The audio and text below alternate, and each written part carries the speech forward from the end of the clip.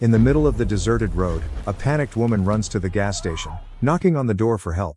But the staff there had finished their shift, turned off all the lights, and signaled that they were closed.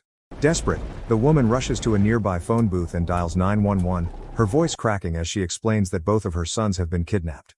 Suddenly, a blinding flash of light envelops the entire phone booth. In an instant, both the booth and the woman disappear without a trace. The gas station attendant steps out, stunned, looking around, only seeing the base of the phone booth and a thin wisp of smoke hanging in the air. When he turns to call the police, the phone booth suddenly falls from above and shatters right in front of him. The next morning, the police arrive to investigate the scene. Some officers are skeptical, mocking the gas station attendant for making up stories. But Officer Murphy is not quick to jump to conclusions. He carefully examined the broken pieces of the phone booth and discovered the woman's ID card. His face showed a hint of contemplation, wondering where she might be now. Meanwhile, in the city, April and her boyfriend Kyle were preparing for a weekend getaway at her family's cabin in the woods.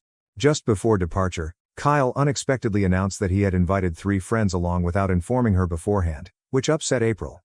But not long after, she calmed down as they set off, letting herself relax in the freedom of the road trip.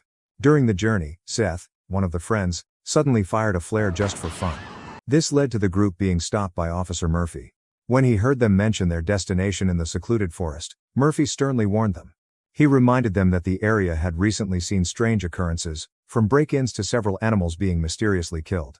The cuts on the animal corpses were precise and sharp, unlike any wounds that wild animals could inflict. Nevertheless, Murphy only gave them a warning and let them go. Who had just discovered a dead pig. The farmer believed it had been attacked by a pack of wild wolves, but Murphy knelt down to inspect the wound closely. He frowned, pointing out that the cut was too neat, identical to what he had seen on other animals in the area. When the group arrived at the cabin, they immediately began enjoying themselves with drinks and swimming. After a few hours of fun, Mel took the dog for a walk, and April joined her. The 2 girls chatted while enjoying the peaceful scenery. But suddenly, the dog heard a strange noise, started barking, and ran off. The 2 girls followed the sound and discovered an area fenced off with a strange scarecrow. Despite the no trespassing sign, they went past it and entered. As they looked around, they discovered several barrels filled with marijuana. Mel was so excited that he tried to steal some. The dog returned just as the landowner appeared, holding an axe and threatening them. The girls quickly explained that they were just looking for the dog and were staying in the cabin. Upon hearing the mention of the cabin, the man recognized April and introduced himself as Travis, an old friend of her family. April also remembered him, and the 2 girls agreed to visit his home. There, Travis shared his experiences with PTSD after serving in the war and talked about an unusual flying object he had captured on thermal camera, believing it to be a secret military aircraft that the Army had been testing since the Cold War. Travis was passionate about conspiracy theories and frustrated about having to live in isolation to avoid being monitored. Finally, when the girls returned, they didn't forget to buy some marijuana from Travis. When they got back to the cabin, they shared the marijuana they had purchased, and the group smoked together, feeling the excitement in the air. Suddenly, Kyle pulled April into a private room, expressing his deep feelings and kneeling to propose. However, April hesitated and declined, revealing that she had received a job offer in New York but hadn't found the right moment to mention it. Hurt, Kyle misunderstood that she wanted to break up and angrily left the room. Their friends, unaware of the situation, began to celebrate, but when they realized what had happened, Mel tried to comfort April. At the same time, at the police station, Murphy reviewed the surveillance footage from the gas station and saw the phone booth disappear under a blinding light. More shockingly, within the light, there seemed to be a mysterious entity. Late at night, bored without TV or phone service, the group of friends decided to drink and unwind. While Kyle and April tried to talk, the group suddenly witnessed a huge fireball fall from the sky, crashing into the forest with a loud explosion. Seth quickly recorded everything on his phone. Thinking it was a plane crash, the group rushed to the scene. But instead of a plane, they discovered a real spaceship and strange footprints, proving that aliens were wandering in the forest. Panicked, they ran back to the cabin, arguing fiercely about what to do next. The rain started to pour heavily, and Seth remarked that the police wouldn't believe them if they called to report it. April suggested that the group head back to the city immediately. Suddenly, the electricity in the cabin was cut, but she reassured them that it was common during storms. The group went down to the basement to check the circuit breaker. At that moment, they heard the dog barking, mixed with strange sounds.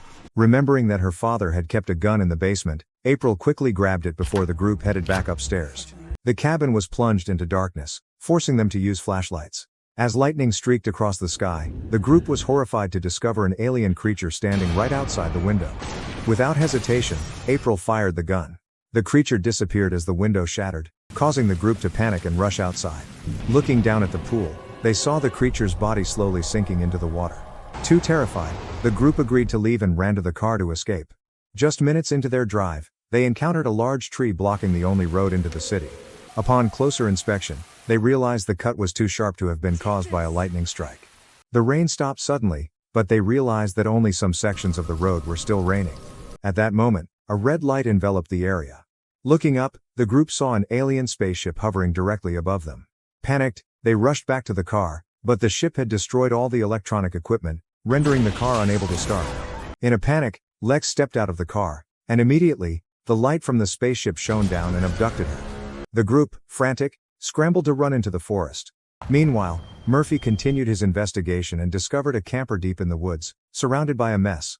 He knocked on the door, but no one answered, so he decided to go inside and found a camera lying on the floor. When he played back the final footage, he saw a family camping when suddenly a light from the sky appeared. The child ran closer to get a better look and was swept up by the beam, abducted. After watching, Murphy carefully checked the inside of the camper and found blood in the bathroom. Suddenly, the mother from the video leaped out of hiding and attacked him. After calming her down, she explained that her husband and son had been taken by aliens for experiments, aimed at understanding everything about humans. Murphy called an ambulance, but before she was taken away, the woman pleaded with him to help those trapped on the spaceship. She revealed that most of the victims would be returned, but there were still hundreds of people held captive on the spaceship, many of whom had been there for years. Back with April's group, they ran to Travis's house but were attacked by him, as he mistook them for intruders. After explaining and showing him Seth's video, Travis revealed a shocking secret. The US government had signed an agreement with the aliens back during President Roosevelt's time. According to the agreement, the aliens were allowed to abduct humans for experiments, in exchange for humanity being allowed to continue living as if they ruled the planet. However, there was one inviolable rule: no one was allowed to attack the aliens. April broke that rule when she shot one of them. At that moment, Mel noticed something on the radar, and Travis confirmed it was the spaceship. However, it quickly disappeared from the screen, signaling that it had landed. Suddenly, the lights went out, and the group panicked, running away, leaving only Travis behind. He guided them back to the cabin and prepared for battle. Travis discovered a gap in the tent, and upon hearing the sound of the creature in the darkness, he immediately fired.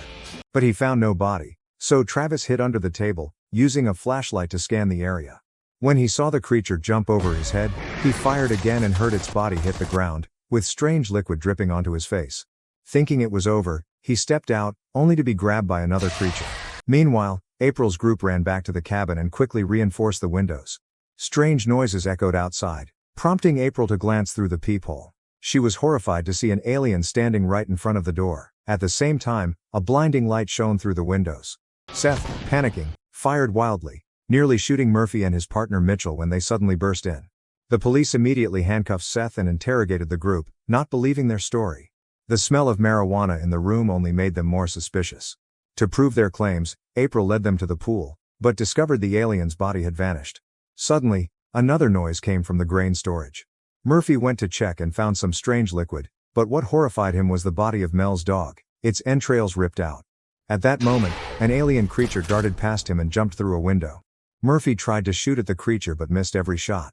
The creature's footsteps echoed in the bushes, but instead of chasing it, he returned to the police car and told Mitchell that the group had been telling the truth. Mitchell laughed derisively, advising Murphy to snap out of it, reminding him that his girlfriend had just left with someone else. However, Murphy insisted that she had been abducted, since she disappeared that night without taking her keys or clothes. As the two officers prepared to leave with Seth handcuffed, an alien creature suddenly appeared in the middle of the road.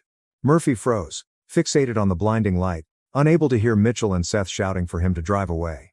The creature raised its hand, and suddenly, Murphy raised his gun and shot Mitchell dead, then committed suicide as the creature disappeared. April ran out to free Seth and took him back to the cabin. Terrified, Seth explained that the alien had controlled Murphy's mind. In panic, he had taken the police gun, even assaulting Kyle. Seth blamed April for causing everything and decided to run away alone, storming out of the cabin and insulting the group. Soon after, the entire cabin shook violently. The blinding light signaled that the spaceship had arrived. The alien emitted a high-frequency sound wave, paralyzing the group in excruciating pain. The lights and equipment in the cabin exploded, starting a small fire. The entire house seemed on the verge of collapsing. Mel and April rushed to the basement for shelter, while Kyle decided to stay behind, pulling a bookshelf to block the door and protect the two girls. An alien creature appeared at the door, and Kyle shouted provocatively, luring it to chase him upstairs. Meanwhile, Seth was running frantically through the forest, but his flashlight suddenly ran out of batteries. Switching to a glow stick, he heard strange noises and panicked, shooting wildly into the darkness. At that moment, the alien creatures appeared, attacking him and causing severe injuries. Seth tried to crawl away, using handcuffs to lock himself to a tree to prevent being caught. But that did not save him. The light from the ship still swept him away, leaving his severed arm stuck in the tree. At the cabin, Kyle hid in the bathroom, holding a knife and waiting. But an alien creature pierced through the mirror, grabbing Kyle and taking him away. In the basement, a bottle of pills fell out of Mel's pocket, and she confessed that she had taken them to end her life, believing it was better than being abducted by aliens. After Mel died in her arms, April, though in pain, stood strong, grabbing a crowbar and preparing to face whatever came next. However, she stopped when the light and vibrations suddenly disappeared. Surprised, April dropped the crowbar and slowly ascended upstairs. When she reached the top, she saw the power had returned, but on the floor was a pool of blood, where she found Kyle's engagement ring. The fact that Kyle had been taken left her in despair. In panic, April rushed outside and saw the spaceship flying away. She quickly grabbed fireworks and shot them into the sky to attract the attention of the creatures. At first, nothing happened. April collapsed, thinking she had lost Kyle forever. However, the spaceship unexpectedly returned and abducted April as well. A while later, she woke up, realizing she was trapped in a slimy cocoon. After struggling, she broke free from the cocoon and began walking down a dark corridor, where other bodies hung suspended along the way. Following the blinding light at the end of the hallway, April advanced and horrifiedly realized she had been taken to an alien city. In another room, Seth also regained consciousness, panicking when he saw that his arm was missing. Suddenly, an alien machine appeared and began performing painful experiments on his body. They inserted a bug into his belly button, burned strange symbols into his skin with a laser, and inserted bizarre instruments into his body. The pain was unbearable and finally, Seth collapsed and died. Back with April, she continued wandering through the corridors, observing the bodies in the cocoons until she found Kyle. April immediately freed Kyle and performed CPR, tears and apologies choking her voice. Kyle woke up, and the two embraced tightly, overwhelmed with emotion. But before they could find relief, the light from the alien beings enveloped them. Kyle and April held hands tightly, thinking this would be the final moment of their lives. However, unexpectedly, they reappeared in the forest. Ecstatic, they kissed and walked away hand in hand, hoping to find help.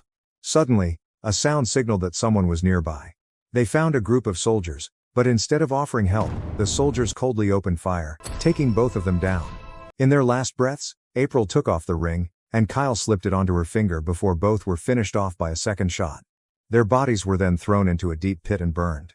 The soldiers continued their mission, cleaning up the scene and erasing any evidence that could prove the existence of aliens or the secret government agreement with them. Don't forget to subscribe and turn on notifications so you don't miss out on exciting videos like this. You can search for the movie Extraterrestrial to watch the full episode. Thank you for watching.